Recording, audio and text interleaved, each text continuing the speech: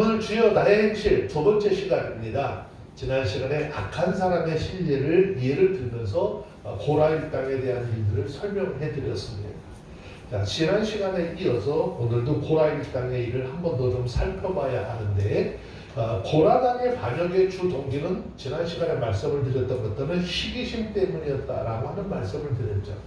같은 레위 족속이었고, 그죠? 같은 거룩한 이스라엘 백성이라고 하는 공동체 속에 있는데 왜 유독 너희들만 우리 앞에 이렇게 왕처럼 거들먹거리며 유세를 부리느냐라고 하면서 아주 그 못마땅하게 했었던 그런 부분들. 그러나 모세도 하나님 앞에 내가 하겠습니다라고 손들고 뛰어나가서 한 게 아니잖아요. 하나님께서 모세를 이스라엘 백성들에게 보낼 때 모세가 가기 싫었어요. 그래서 어떻게? 하나님, 나는요 말도 잘 할 줄 모르고 혀도 뻣뻣하고 그러니까 좀 딴 사람 보냈으면 좋겠습니다 라고 했는데, 하나님은 한번 정하시고 그를 통해서 계획한 일을 반드시 이루시는 하나님. 그래서 모세를 이스라엘 백성들에게 보내셔서 그들을 출애굽시키는 그 귀한 사역에 쓰임받도록 했죠. 자, 그런데 그러한 쓰임받는 과정 속에서 늘 불평과 불만을 가지고 있었던 사람들이 이 고라당이었었다라는 말씀을 드렸어요. 자, 오늘 두 번째, 고라당 두 번째. 왜 반역했었느냐? 그들의 고라당의 반역은요, 당짓는 것에 있었어요. 사람은요, 어떤 일들을 꾸밀 때, 반역을 꾸미거나 뭔가를 이렇게 그 상대방에 대해서 반대의 어떤 의견들을 만들 때 절대 혼자 하지 않아요. 꼭 당을 지어서 모사를 꾸미게 되어 있습니다. 고라는 르우벤 자손들 중에 다단과 아비람 그리고 온과 그를 동조하는 이름 있는 족장들 250명과 함께 일을 꾸몄어요. 그러니까 여러분이 좀 성경 민수기 16장을 좀 펴놓으시면서 이 말씀을 들었으면 좋겠어요. 민수기 16장.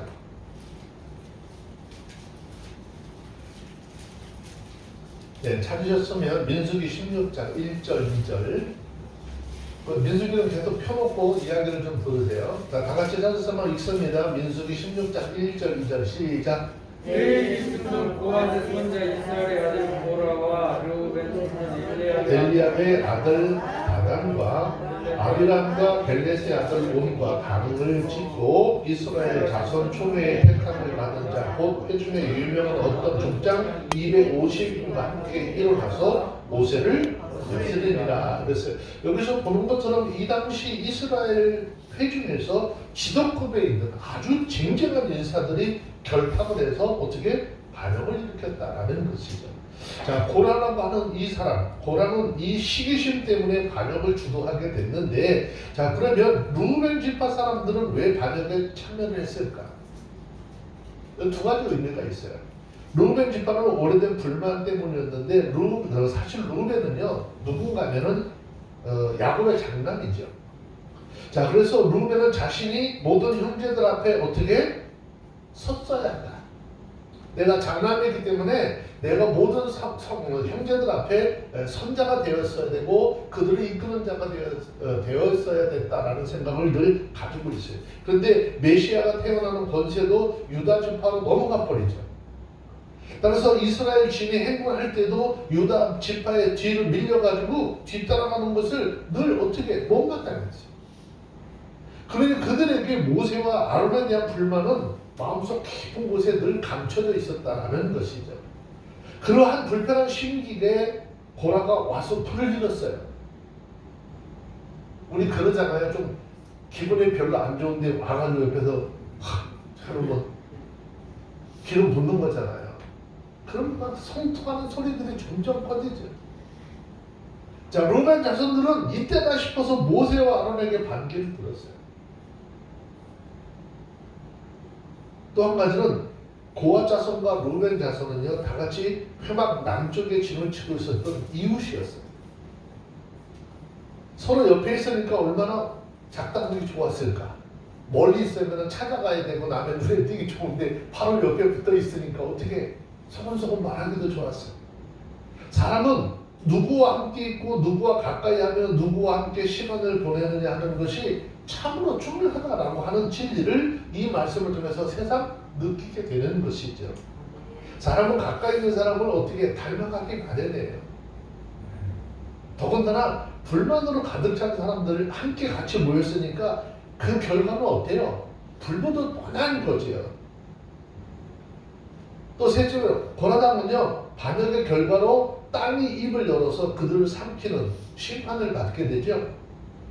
모세는 성경을 통해 보니까는 아주 온유한 사람이라고 그랬죠.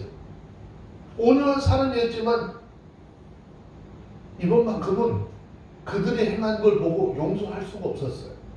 다른 때 같았으면 하나님 이 무지한 백성들을 하나님 용서해 주시옵소서. 차라리 하나님 나라의 생명을 위해서 내 이름을 지어버리망정 이 이스라엘 백성들 하나님이 택하시고 하나님이 거룩한 나라 만들려고 택한 이 백성들의 죄를 용서해달라고 예전엔 그렇게 기도했거든요. 이거는 모세의 기도가 달라져요. 자, 이제 민수기 16장 15절 말씀으로 내려가서 봅시다. 다 같이 찾으셨으면 민수기 16장 15절 시작. 모세가 친히 노아의 여호와께 여쭈어되 너는 그들의 예물을 돌아보지 마소서. 나는 그들의 마음도 취하지 아니하고 그들의 형상도 따르지 아니하리라. 네, 여기 보니까는 모세가 너무너무 화가 났어요. 너무너무 화가 나가지고 주는 그들의 예물을 돌아보지 마십시오. 나는 그들의 한 나무도 취하지 않, 즉 하나님 앞에 제사를 드리는 제물로 받지도 않았다는 거예요.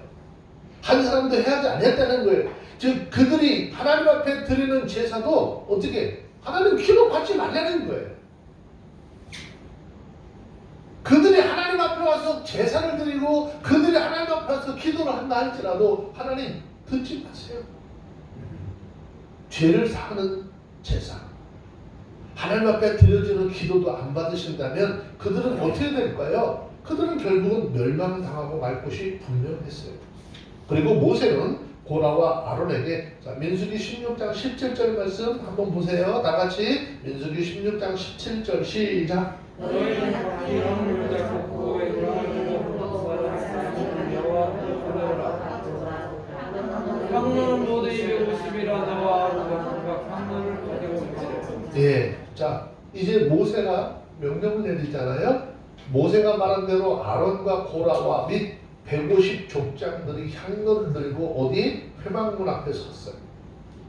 그런데 그들이 향로를 들고 섰을 때 하나님의 영광이 그곳에 임하게 되죠. 자, 그리고 민수기 16장 21절 말씀해 보세요. 읽습니다. 시작. 너희는 이 중에서 떠나라. 내가 주권의 그들을 멸하리라. 하나님께서 이제는 뭐죠? 그들이 그렇게 패역한 행동을 한 것을 용서하지 않겠다는 거죠. 자, 그런데 22절 말씀해 보세요. 22절 보시면은요, 모세와 아론은요, 이 일에 가담하지 않은 무지한 백성들도 고라당과 함께 멸망당할 것이 두려워서 그들을 위해서 중보 기도하는 내용이거든요. 자, 22절 말씀 봅니다. 시작.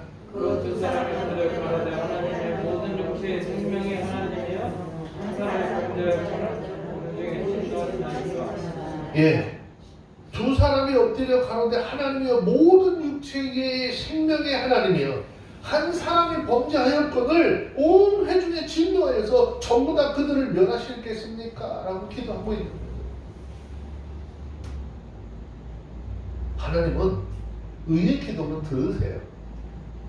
그래서 그들의 기도를 들으시고 이 일에 가담하지 않은 백성들을 그들과 어떻게 갈라서 놓게 하시죠. 자, 여기서 우리가 굉장히 중요한 것은요, 우리가 세상 속에서 믿음의 삶을 사는데 우리는 어떤 무리 속에 속해서 삶을 살 수 있어요.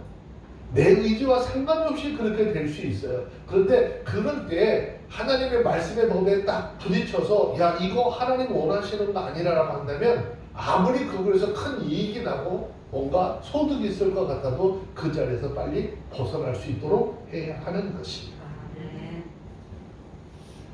하나님의 말씀이요. 너 그들과 갈아서라는 거잖아요. 너하고 아무리 가까운 친척이고 이스라엘 족속들 안에 다 친척일 거 아니에요. 가족들일 거 아니에요. 근데 너희들이 그렇게 하나님을 대적하고 하나님이 세운 종을 대적하는 그 자리에서 너희들 함께 있을래? 아니면 그렇지 않으면 그 자리에서 갈라서 돌아서서 나뉘어져. 하나님의 말씀대로 그 무리와 다 나누어 섰을 때 순식간에 고라당에 서 있는 땅 하나님께서 입을 벌려 갈라지게 하시고 그들을 전부 다 삼켜버리죠. 여러분, 우리 자신이 행한 일의 결과는요, 누가 책임져야 되죠? 우리 스스로가 책임지게 되어져 있어요. 이것은 하나님께서 세우신 법칙입니다. 그래서 무엇을 하든지, 무슨 행동을 하든지, 어떤 행동을 하든지 그 일을 행하기 전에 먼저 이 일이 하나님 보시기에 어떤 판단을 하실까 깊이 생각하고 행동하라는 거예요. 이런 일이 구약시대만 있었을까요? 신약시대 가서 유다서 성경을 보면은요, 초대교회 거짓 교사들도 그랬어요.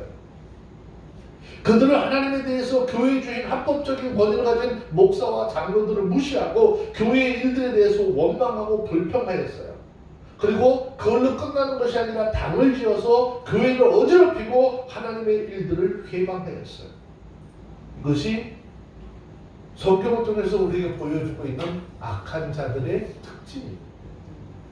하지만 선한 사람들은 하나님을 경외하고 온유하고 겸손해서 하나님의 말씀을 순종하면서 하나님이 정하신 이 질서를 잘 지켜나가죠. 그래서 성경은 베드로전서 2장 13절, 14절, 17절 이 말씀에 보면 하나님께서 인간이 세우신 제도, 모든 제도를 누굴 위해서? 주님을 위해서 순복하고 세상의 왕들이라도 존경하고 그들에게 어떻게 공경하라라고 이야기하고 있는 거예요. 자, 세상적인 사람들도 그렇게 해야 되지만 우리가 더욱더 믿음 안에서 어떤 삶을 살아야 되느냐. 자, 데살로니가전서 5장 12절 13절 말씀해 보세요. 정말 하나님 안에서 귀하게 여길 사람들이 어떤 사람들인지 데살로니가전서 5장 12절 13절 말씀해 보세요. 주님 안에서 성도들을 다스리고 권면하는 자들을 가장 귀하게 여기라라고 했어요. 한번 보겠습니다. 데살로니가전서 5장 12절 13절 읽습니다. 시작. 형제들아, 우리가 너희에게 구하노니 너희 가운데서 수고하고 좋아하는 너희를 다스리며 구하는 자들을 너희가 알고 저희 역사로 말미암아 사람 안에서 가장 귀히 여기며 너희끼리 화목하라. 자, 여기서 말하는 너희 가운데 수고하고 주 안에서 너희를 다스리며 권하는 자들이라고 하는 이 말은 교회를 담임한 주의 종들을 이야기하는 것인데 12절 끄트머리에 보니까는 뭐라고 했는가 하면요, 너희가 알라라고 했어요. 너희가 알라라고 하는 이 이야기를 하고 있는데 이 말은 이 말의 의미는요, 가치를 알라 뭐 그런 뜻이에요.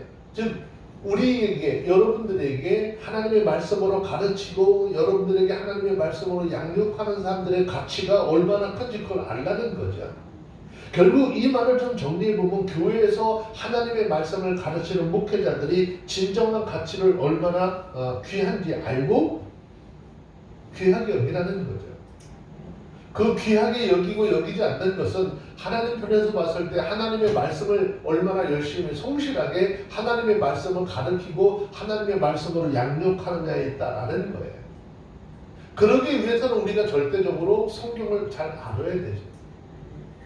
모든 것을 판단하는 것은 성경이 기준이 되어야 하기 때문이죠. 목회자들이 자기에게 맡겨진 양모들을 올바른 하나님의 말씀으로 잘 양육해서 그 말씀에 벗어나지 않는 삶을 살도록 하는 영혼의 책임자라는 거예요. 성도들의 영혼을 책임지고 이끌어주는 귀한 직분을 가진 자다라는 거죠. 그러니까 그들의 수고를 좀 알아주고 그들의 수고하는 것 좀 어떻게 귀하게 여길 수 있도록 하라라는 거죠.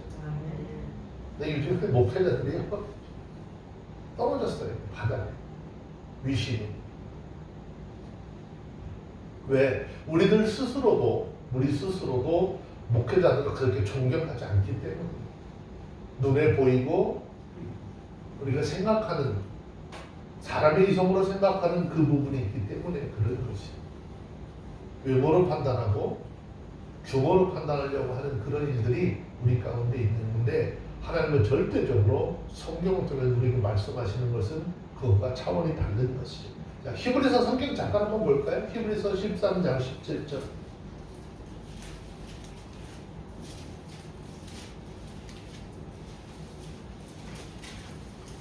찾으셨으면 히브리서 13장 17절.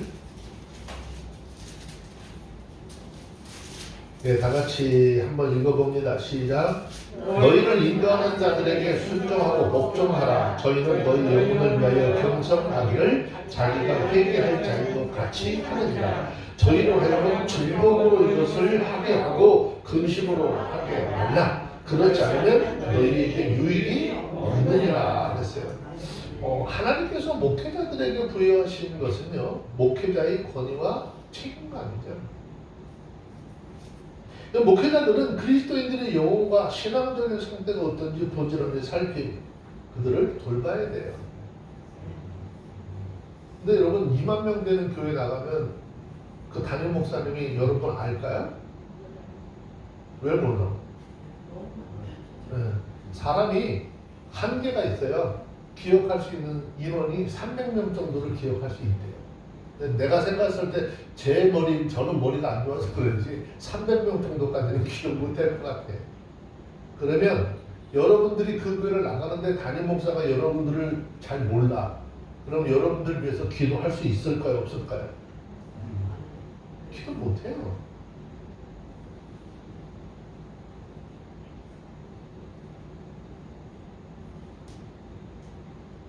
목회자들은 자기가 하나님께서 맡겨서 양육해야 될 그 양들의 상태를 다 알아야 돼요. 그래서 그들을 위해서 기도할 수 있는 그런 마음이 되어야 돼요. 그렇기 때문에 성도들은 목회자의 가르침에 순종하고 존경해야 한다라는 거예요. 성경이 아닌 것을 가르친다고 하면 거기는 분명히 이의를 제기할 수 있어요. 근데 성경을 이야기하고 하나님의 말씀으로 여러분들의 신앙을 양육하는 것이 올바르게 하고 있다면 여러분 존중할 수 있는 그런 삶이 되어라라는 거죠. 이유 중에 하나가 참된 지도자들은 거짓 교사들과 같이 이상한 다른 가르침을 전하지 아니하고 언제나 하나님의 말씀을, 올바른 말씀을 가르치고 생명의 말씀을 가르치고 전파하며 그리스도인들을 돌보고 양육하기 때문이다라는 것이죠. 만약 목회자들이 성도들을 잘못 가르쳐 놓으면 교회에 큰 혼란이 오죠. 그리고 그 혼란에 따라서 분쟁도 오죠. 그러면 목회자가 하나님 말씀대로 제대로 가르치는 일이 어떻게 얼마나 중요한지 그때 가서 알게 되는 거예요.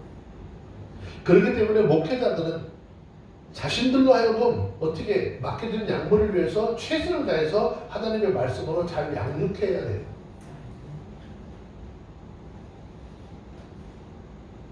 많은 사람들이 말씀을 전하는데 때를 어떤지 못 어떤지 말씀을 전하라니까 그걸 이상한 쪽으로 해석을 하잖아요.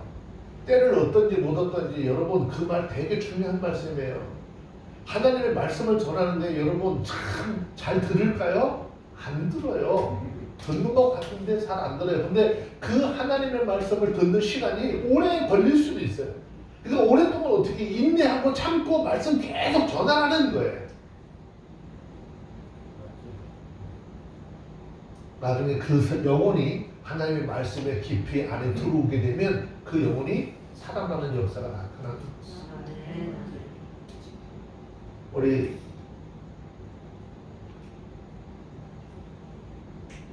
소천하신 정근여 권사님이 우리와 함께 신앙생활하면서 그랬잖아요. 그리고 권사님들이 나이가 좀 드신 분이 있는데 그때 설교를 하면서 그런 생각을 했어요. 저렇게 연세 드신 분한테 히브리어, 헬라어가 원어의 뜻이 뭐냐 이거 설명해가지고 뭐 알아듣겠어? 그랬는데 어느 날 우리 정홍래 권사님이 집에서 그 기독교 TV를 이렇게 설교하는 것들을 들으시면서 하시는 말씀이 저건 설교도 아니다라고 하는 그 어르신이 그런 이야기를 하면서 들을 게 없다. 결국 듣게 하시는 거는 누가 하시는 거야? 하나님께서 성령을 통해서 듣게 하시는구나. 그러니까 우리는 그냥 전할 뿐이에요. 그리고 나머지는 성령을 통해서 하나님의 일에 가시는 건데 그 영혼이 얼마나 그냥 하나님 앞에 이렇게 기쁨의 삶을 살아가요. 목회자들로 하여금 즐거운 마음으로 하나님의 말씀을 전할 수 있도록 주의 환경을 자꾸 만들어 주라는 거예요. 다른 것으로 마음에 근심하지 않도록 해주라는 거죠. 만약에 그렇지 않으면 너희에게 유익이 없다 그랬잖아요. 왜? 목회자들이요 자꾸 성질내게 하고 악하게 하고 화나게 하는 거 좋은 거 하나도 없어요. 사람이요 성질나면 속에서 나오는 게 악한 것만 나오거든요. 여기서 아무것도 아닌 것 같죠. 아무리 내가 막 표정을 이렇게 웃으면서 무슨 탤런트처럼 이렇게 막 표정을 감춰도요, 여러분 속에서 나오는 악은 어떻게 감출 수 없는 거예요. 이 어머니 비유를 제가 가끔 해드렸잖아요. 엄마가 건강이 안 좋으면은 그 어머니로부터 모유를 수유한 아이들이 계속 먹어도 설사해요. 좋지 않아요. 똑같아요. 목회자가 하나님의 말씀을 들고 이 강단에 섰을 때 여러분 마음이 기쁘고 즐겁고 정말 주님 안에서 주님을 사랑하고 여러분들 사랑하는 그 마음이 충만해서 정말 이 하나님의 말씀, 이 귀한 말씀을 전할 때 큰 기쁨이 있는 그 마음으로 말씀 전할 수 있도록 해줘야 하는 거예요.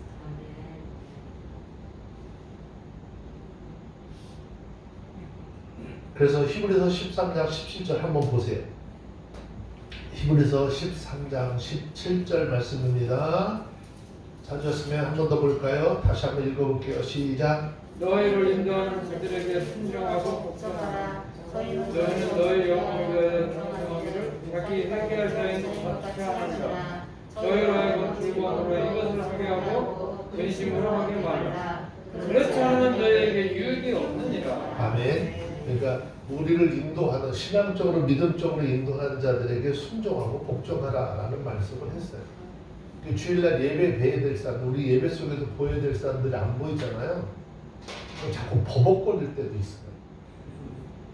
지금 무슨 일이 있을까? 어떤 일이 있을까? 막 이런 생각. 근데 또 안 나왔다고 하면 바로 주일날 안 나왔는데 그 다음날 막 바로 전화하면 그것도 또 보기도 좀 그렇잖아. 언제까 연락이 올까? 그러고 기다리고 있고. 연락이 오면 그 시간까지 그냥 마음이 조마조마해. 뭔 일이 있나?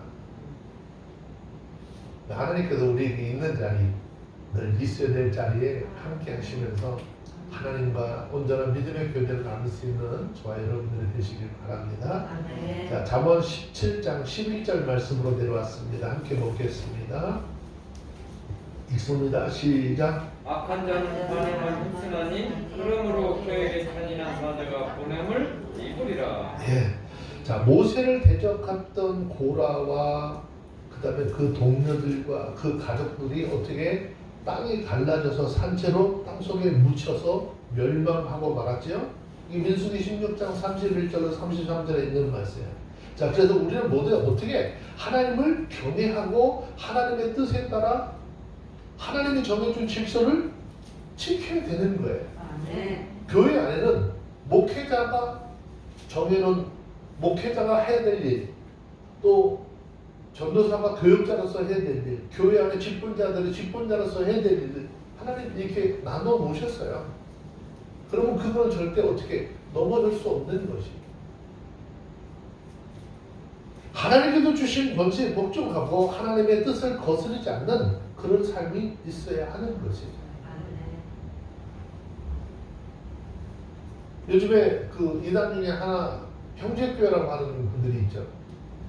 그들은 자기들끼리 모여서 뭐 찬양하고 뭐 하다가 뭐 성령의 감동인 사람 아무나 한 사람 일어나서 설교한다. 이건 있을 수 없는 이야기거든요. 설교하는 건 아무나 할 수 있는 거 아니에요.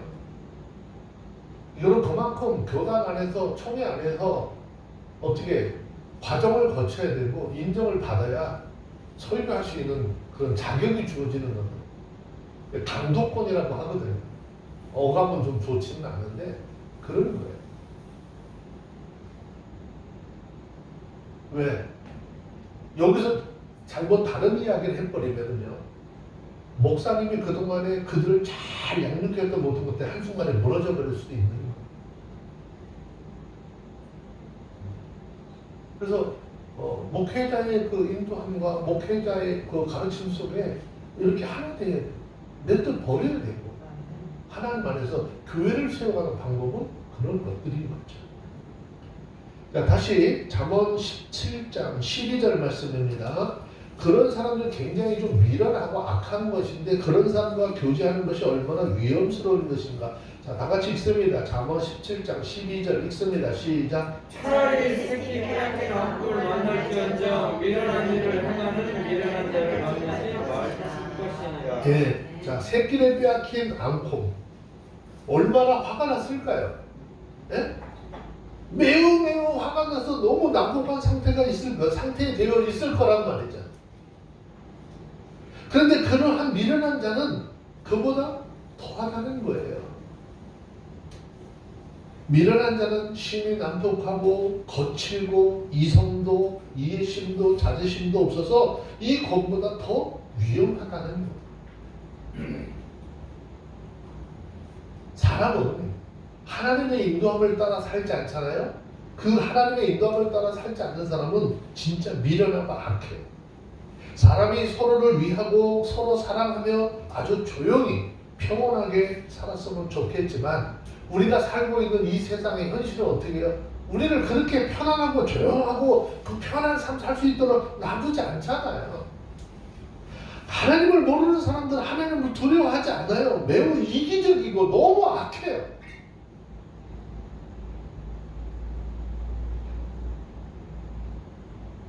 세상만 이야기가 아니에요. 교회 안에 들어와 있는데 신앙의 공동체 안에서 이런 일들이 비일비재하게 일어나고 있는 거예요. 있는 자가 없는 자를 무시하고 없는 자가 있는 자를 어떻게 막 적대시하고 서로 속이고 속으며 서로 죽이고 죽는 그런 역사가 삶 속에 아니 믿음의 공동체 안에서 수없이 일어나고 있는 거죠. 세상은 치열한 생존 경쟁의 싸움터. 사람들은 남을 짓밟고 부와 권세를 얻으려고 하지만 자기 어떤 유익을 위해서는요 어때요? 불법과 비리 마다하지 않아요. 우리가 매일 매스컴을 통해서 우리가 지금 접하고 있는 현실이 그런 거잖아요. 그래서 성경은요 너는 이러한 사람들과 어떻게 사귀지 말고 너희는 그런 사람들과 함께 하지도 말고 떠나라 그러죠. 자, 잠언 14장 7절에 있는 말씀입니다. 잠깐 한번 봅시다.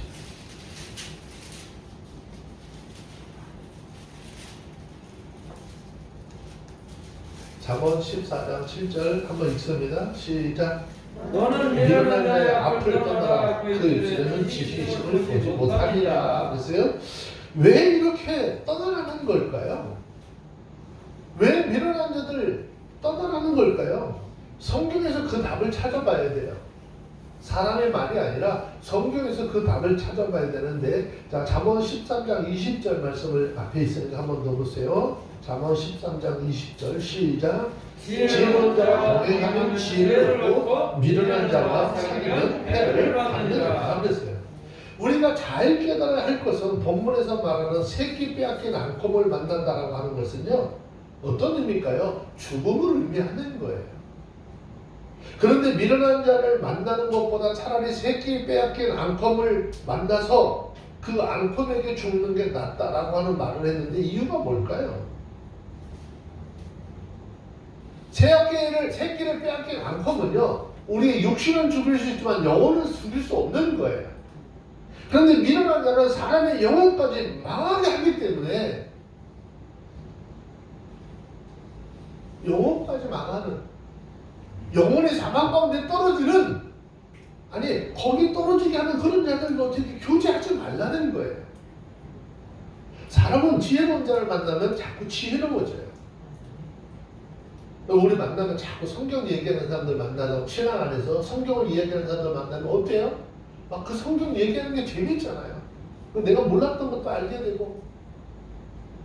근데 예수 믿는데 만나면 성경 얘기하면 짜증내고 성질내는 사람들이 있어.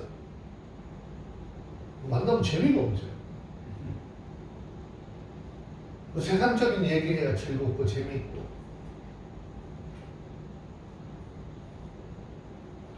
저는 교회 안에서 하나님께서 주신 직분이 얼마나 귀한지, 그 직분을 불러주는 게 얼마나 귀한지.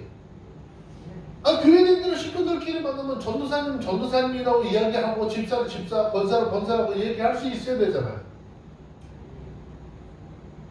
근데 그거는 교회 안에서만 부르고 바깥에 나가서는 안 된대.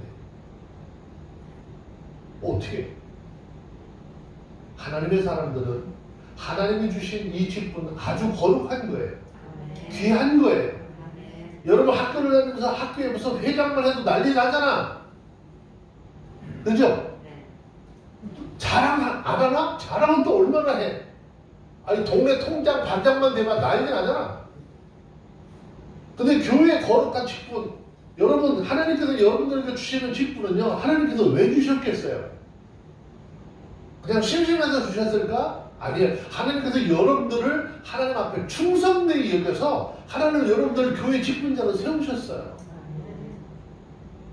아니 세상에서 무슨 뭐 통반장 되고 회장 되고 하는 거 그거를 막 좋아서 난리를 치고, 하나님 앞에 우리가 받은 이 거룩한 직분, 여러분 얼마나 귀하게 여겨야 되는데요. 집사라는 직분, 권사라는 직분, 그죠? 목회자라고 하는 이런 직분들은 너무너무 귀한 거예요. 그런 직분들을 아주 소중히 여길 수 있는 저와 여러분들이 되어주시기를 주의 이름으로 축원합니다. 사람은 지혜로운 자 만나면 지혜로워지고 미련한 자 만나면 미련해지는 것 당연한 일이라는 말씀 드렸죠. 그래서 그리스도인들은 지혜의 근본이신 예수 그리스도를 만남으로 새 생명을 소유하게 되는 것이고요. 거룩한 믿음의 길 알아서 그 길을 걸어갈 수 있는 것이죠. 그래서 모든 생활 중에 악인들과 어울려서 악한 영향 받지 말라는 거예요. 그래서 믿음의 사람들과 동행하면서 선을 행하는 아주 지혜로운 삶을 살아가는 저와 여러분들이 다 되어주시기를 주의 이름으로 축원합니다. 자, 잠언 17장 13절의 말씀입니다. 잠언 17장 13절 말씀 읽습니다. 시작. 누구든지 악으로 선을 갚으면 자기 그 집을 떠나지 아니하리라. 아멘. 자, 주님은 우리에게 악으로 악을 갚는 것도 금하셨어요. 모든 사람에게 선을 행하고 원수까지도 사랑하라고 명령하셨어요. 자, 이것은 뭐죠? 지옥과 우리를 구원하신 하나님의 긍휼하심과 그 사랑을 본받는 삶인 것이죠. 마태복음 5장 39절 말씀에 보면 우리가 잘 알고 있는 말씀인데, 나는 너희에게 이르노니 악한 자를 대적하지 말라 그랬어요. 그래서 말씀하시기를 누구든지 내 오른편 뺨을 치거든 왼편도 돌려대라 라고 그랬어요. 이 말씀은요, 이 당시는 되게 막 그 혁명적이라고 할까요? 아주 엄청난 큰 센세이션을 일으킬 만한 그런 말씀이에요. 그 이유는요, 뭘까요? 구약의 행위는, 구약은요, 행위에 대해서 갚아주는 것이 합법이에요. 구약의 법은요, 상대방이 나한테 행한 대로 갚아주는 것이 법이에요. 그래서 사람을 죽이면 사람을 죽여야 되고, 소 한 마리를 빚졌으면 소 한 마리 갚아야 됐어요. 이게 출애굽기 21장 23절에 23절 이하에 기록된 말씀이죠. 구약의 법은요, 이렇게 무서웠어요. 엄청나게 무서웠어요. 근데 신약의 법은 뭐야? 사랑의 법이죠. 신약의 법은 사랑의 법이잖아요. 구약은 악한 자를 대적해야 되지만 신약은 대적하지 말래요. 그런데 가만히 한번 생각해 보시자고요. 대적하지 않는 것과 대적하는 것, 어떤 게 더 어려울 것 같아요? 대적하지 않는 게 더 어려워요. 근데 성경은 우리에게 말씀하시기를요, 베드로전서 3장 9절에서 이렇게 말씀하고 있거든요. 한번 좀 성경 봅시다. 베드로전서 3장 9절.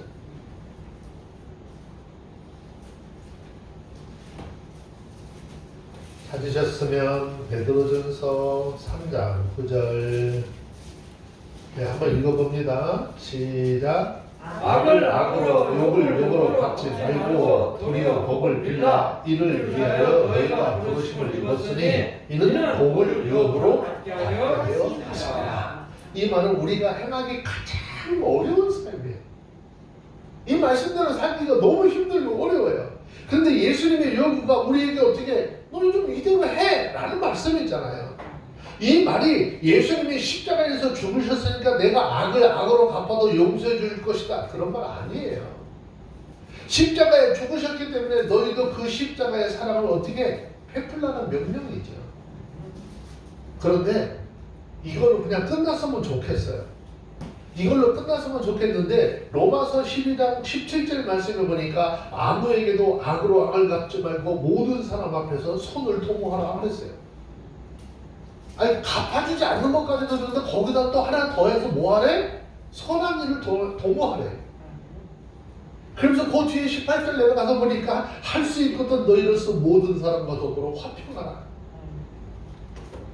자, 로마서 12장 17절의 말씀 아무에게도 악으로 악을 갚지 말라 그랬는데 고대 법 가운데 유명한 탈리오 법칙이라는 것이 있는데 이건 뭐냐면 눈에는 눈, 이에는 이 그렇게 대응하는 법. 구약에서 얘기하는 동일보복법 이야기하는 거예요. 똑같이 갚아줘야. 고대 여러 나라들은 이러한 원리에 충실해서 그죠? 범죄한 자를 동일하게 형벌하고 어떻게 처하곤 했죠. 지금 이걸 그대로 적용하는 나라가 하나 있어요. 지구상에. 누구예요? 어디? 이스라엘 사람들이 그러잖아요. 자기네 나라 자국민 한 사람 다 다쳐? 죽여? 그럼 그 사람들은 10배로 보복하잖아. 한 번 당하고 그냥 잊질 않아요. 절대적으로 그 사람들 그냥 잊지 않잖아. 우리나라처럼 와가지고 군인들 배를 폭파시키고 죽였는 군인들이 사망을 했으면 그래도 눈 감고 있는 나라 이스라엘 같았으면 어림도 없어요.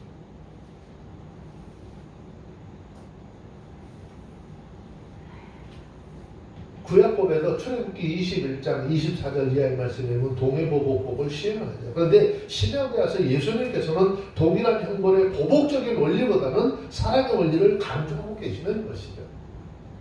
사도 바울의 권면도 이러한 성경의 원리를 그대로 다루고 있다라고 하는 것이죠. 이러한 사랑의 원리는요, 진실한 믿음과 성숙한 인격에서만 실천이 될 수 있는 그런 일들이라. 그러면 다른 사람에 의해서 해를 입었을 때 해를 끼친 사람과 똑같이 분노를 나타내고 동일한 만큼의 상처를 되돌려주고자 하는 것은요, 성경의 명령을 따르는 것이 아니에요. 육신의 성향을 따르는 행동이라는 것이죠.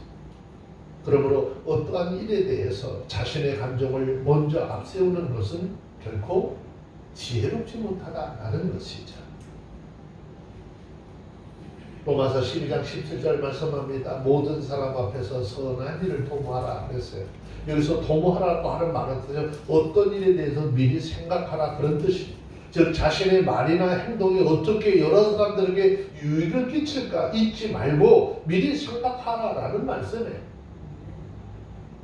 나를 힘들게 하고 고통스럽게 했으니까 그 감정에 충실하지 말라는 거예요. 하나님께서 허락하신 이 상황을 통해서 나 자신에게 무엇을 요구하시는지 생각해보라라는 말씀입니다. 사무엘하 16장 13절 이하의 말씀에 보면 다윗이 압살롬의 반란을 피해서 도망가죠. 그때 시므이라고 하는 사람이 어떻게 다윗이 지나가는데 그 지나가는 다윗을 향해서 돌을 던지고 다윗을 저주하잖아요. 다윗은 그냥 왕이에요. 그 나라 왕인데 왕을 저주하고 돌을 펼매진다는 이거 완전히 반역자의 짓인 것이거든요. 옆에 있는 사람이 뭐라고 그래요? 내 주여 내가 저를 가서 당장 목을 베가지고 올까요? 그러니까 내비둬라. 저것도 누가 하는 것이다? 하나님이 허락하셔서 하는 것이다. 다윗은 많은 사람 앞에서 그런 굴욕과 비난을 받았지만 그것을 통해서 하나님의 뜻을 알려고 했고 하나님의 주권도 인정했다는 것입니다. 또 사도행전 7장 60절을 보면 스데반 집사가 나오죠. 이 스데반 집사도 진리를 거부하는 자들에게 돌을 맞아 죽죠. 돌을 맞아 죽어가면서도 그들에 대한 죄를 용서해달라고 하나님 앞에 기도하잖아요. 이러한 모습들이 서로 악을 갚는 그런 모습들이고 이것을 서로 악을 이기는 모습들인 거죠. 원수 갚는 것 하나님께 있다라고 했잖아요. 그러니까 우리는 정말 원수 갚다고 한다면 하나님 앞에 맡겨버리고 할 수 있거든. 모든 사람과 더불어 화평하라 라고 하신 이 하나님의 말씀을 쫓아 정말 주님이 원하시는 믿음의 삶을 살아가는 모두가 되길 원합니다. 아멘. 그런데 우리 여기 할 수만 있거든이라고 하는 말과 너희로서는이라고 하는 이 단서를 붙인 말의 뜻을 알아야 돼요. 너 할 수만 있거든, 너희로서는 이 말을 붙인 이유가 뭘까요? 우리가 항상 모든 사람과 더불어서 평화로운 관계를 가질 수 없다 하는 거예요. 우리가 그만큼 악하다는 거예요. 우리가 그만큼 순종하기 어렵다는 거예요. 모든 사람과 평화를 유지하기를 원하지만 상대편에서 그거를 원하지 않거나 또 들어줄 수 없는 조건을 내세울 때 평화로운 관계는 어떻게 깨어지는 거죠. 유지될 수 없어요. 이럴 때 당연히 평화로운 관계 계속 지속될 수 없습니다. 그런데 이들의 평화로운 관계를 원하지 않는다고 해서 우리 그리스도인들 편에서 가능하다면 그들과 평화로운 관계를 가질 수 있도록 힘쓰라는 거죠. 될 수 있으면 내가 좀 힘들어도 손해보는 것 같아도 어떻게 그들의 요구를 좀 들어주라는 거예요. 즉 언제라도 그들의 마음을 돌이키면 받아들일 수 있는 자세를 가지고 있도록 하라는 거죠. 이것이 바로 악을 행하는 사람들을 대하는 그리스도인들의 자세라는 거죠. 자, 그런데 성경 한 구절만 좀 더 봅시다. 로마서 12장 20절 21절. 하나님께서는 우리에게 말씀하시는 점입관경이라고 그러죠. 점점 더한 것을 요구하고 있어요. 한번 봅시다. 로마서 12장 20절 21절 찾으셨으면 한번 읽어볼게요. 시작. 네 원수가 줄이거든 먹이고 모든 마을을 거든 마시오라. 그리함으로 내가 숲을 흘러버려 살아오리라. 악에게 지지 말고 서로라 흘리기라. 네, 자 로마서 12장 20절 21절 말씀은요. 잠언서 25장 21절 22절 말씀을 인용하는 것인데 이 말씀은 복수심을 친절과 잠심으로 어떻게 이기라는 거예요. 결코 원수에게 고통을 주기 위해서 위선적인 사랑을 하라라고 하는 말은 아니죠. 우리는 때때로 나를 괴롭힌 사람들을 저주하지는 않아도 그들이 어려운 일을 당하면 마음속으로 어떻게 그 일을 보면서 어떻게 좋아하잖아요. 여기는 그래도 좋아하는 사람들이 없는가 봐요. 누가 나를 괴롭힌 사람들이 뭐 잘못되면 막 고소하다는 생각하잖아요. 잘됐다고. 나한테 그렇게 하고 잘되는 사람 못 봤다 뭐 그런 얘기들 하지 않아요? 뭔가 그들이 잘못되고 힘들고 어려우면 어떻게 모른 척하고 넘어가려고 할 때 많잖아요. 그런데 하나님은 원수들이 어려움을 당할 때 그리스도인들이 어떻게 너희는 최선을 다해서 그를 도와주라는 거죠. 성경 원수가 고난받는 것을 보고 기뻐하면 하나님께서 진노해서 그 고난을 그에게 옮길 수도 있다라고 말씀하고 있는 거예요. 그러니까 원수들이 선을 행하는 것, 그들의 머리 위에 뭐를 숯불 쌓는 것과 같다 그랬죠. 자, 그러면 머리에 숯불을 쌓는다라고 하는 말의 뜻이 뭘까요? 어떤 사람은 이 숯불이 하나님의 심판을 상징한다라고 하는 사람도 있지만 이러한 해석은 조금 좀 무리한 해석일 수도 있어요. 지금 이 비유는 바울은 원수에게 선행할 것을 요구하고 있기 때문이죠. 그러면 숯불에 머리를 쌓는 것, 숯불을 머리 위에 쌓는 것, 악한 행동을 한 사람에게 선을 행하여 그로 하여금 마음에 수치심을 느끼고 스스로 회개할 수 있도록 인도해야 된다라는 의미예요. 우리가 원수가 고난당할 때 그에게 선을 행함으로 스스로 자기가 한 일을 어떻게 뉘우치게 하는 거죠. 내가 이렇게 했었는데 저는 그래도 나에게 이렇게 하지 않네. 자기가 한 일에 대해서 부끄럽고 수치스러운 것을 알 수 있도록 하는 것이죠. 그래서 이러한 일을 우리 안에 계신 성령을 통해서 할 수 있는 거예요. 우리 모두가 세상을 향한 평화, 또 세상에 하나님께서 주신 평안을 전하는 사도들이 되어서 우리가 가는 곳마다 모든 미움의 벽들이 다 무너지고 하나님께서 주시는 평안하고 사랑의 교제가 넘치는 그런 삶이 되어주시길 바랍니다. 아멘. 우리 찬양하잖아요. 주여 나를 어떻게 평화의 도구로 써주세요. 평화의 도구 해야 되잖아요. 근데 왜 가는 데마다 딴 사람 이야기해서 사람들 사람 사이 자꾸 분란 일으키려? 하나님께서 우리에게 주신 사역이 아니에요. 우리의 삶 주변 돌려보세요. 악으로 손을 감는 일들이 허다해요. 하나님 앞에서 악으로 손을 감는 것 참으로 악한 일이고 그것을 하나님 보셨을 때 갑절에 악한 거예요. 사람이 남에게 악을 행하는 것도 악한 일인데 자신에게 손을 베푼 사람에게 악으로 갚는 것 이게 얼마나 큰 악인가. 그래서 악이 그 집을 떠나지 아니하리라라고 하는 이 말씀은요, 악에 대한 하나님의 보복을 말씀하시는 거예요. 사사기 9장에 보면 사사시대에 세겜 사람들이 등장을 하는데 아비멜렉을 도와서 기드온의 아들, 즉 기드온의 아들, 즉 자기의 형제 70명을 죽이게 해요. 3년 후에 하나님께서 세겜 사람들 아비멜렉을 배박케 하셨고 아비멜렉과 많은 세겜 사람들 죽게 하죠. 역대하 24장을 봐도 대제사장 여호와다라고 하는 사람이 나오는데 그 사람의 배려로 7살에 왕위에 올랐던 유다 왕 요아스가 나오죠. 자기에게 하나님의 말씀을 전해준 여호야다의 아들 스가랴를 성전들에서 돌로 쳐 죽여요. 하나님의 말씀을 전하니까 듣기 싫다는 거예요. 돌로 쳐 죽여요. 1년 후에요, 하나님께서 그 아람 군대 침입으로 인해서 크게 부상을 입게 하시고 신하들의 모반으로 침상에서 죽음을 당하게 만듭니다. 여러분, 하나님께서는 뭐 우리 세상 속에서 말하는 인과응보라고 하죠. 자기가 행한 대로 갚아진다. 근데 이게 사람으로 도리로 가는 것이 아니라 하나님께서 정하신 법칙이죠. 저 여러분들, 우리는 날마다 하나님의 말씀을 기억하시고요, 두렵고 떨리는 마음으로 악을 선으로 갚는 그런 정말 악한 자들 되지 말고 모든 사람에게 선을 베풀고 우리에게 악을 행하는 자들에게까지도 선을 베풀고 하나님의 살아계심과 하나님의 영광을 선포할 수 있는 우리 모두가 다 되어주시기를 주의 이름으로 축원합니다. 기도하겠습니다. 하나님 감사합니다. 주님의 은혜로 귀한 시간도 귀한 말씀 함께 교제하게 하였습니다. 악한 자의 근성, 악한 자의 근본이 어떤지 깨달아 알았사오니 저희들 예수 안에서 주님의 뜻을 쫓아 삶을 살아갈 수 있도록 축복하옵소서. 함께하여 주심을 믿사오니 예수님의 이름으로 기도합니다. 아멘.